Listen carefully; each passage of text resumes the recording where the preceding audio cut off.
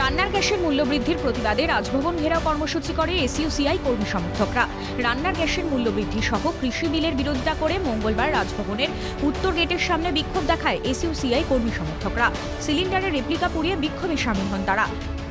বারবার রান্নার গ্যাসের মূল্যবৃদ্ধি, মধ্যবিত্ত খেটে খাওয়া শ্রমিক, শ্রমজীবী মানুষের স্বার্থের কথা না ভেবে কর্পোরেট স্বার্থে একটার পর একটা নীতি নেওয়ার সঙ্গে সঙ্গে এই যে রান্নার গ্যাসের, পেট্রোল ডিজেলের মূল্যবৃদ্ধি, যা সাধারণ মানুষের ইতিমধ্যেই করোনা পরিস্থিতিতে যে ভয়াবহ দুর্দশাগ্রস্ত জীবনকে আরো দুর্দশার দিকে ঠেলে দেবে। একই মাসে দুবার বাড়ল রান্নার গ্যাসের দাম। রাষ্ট্রায়ত্ত তেল সংস্থাগুলি জানায়, কলকাতায় আজ থেকে রান্নার গ্যাসের দাম বাড়ল আরও 50 টাকা। চলতি মাসের শুরুতেও দাম বেড়েছিল 50 টাকা, অর্থাৎ একই মাসে দুবার রান্নার গ্যাসের দাম বাড়ল 100 টাকা। এখন থেকে সাধারণ মানুষকে ভর্তুকিহীন সিলিন্ডার কিনতে হবে 720 টাকা 50 পয়সায়, ফলে মধ্যবিত্তের নাভিশ্বাস।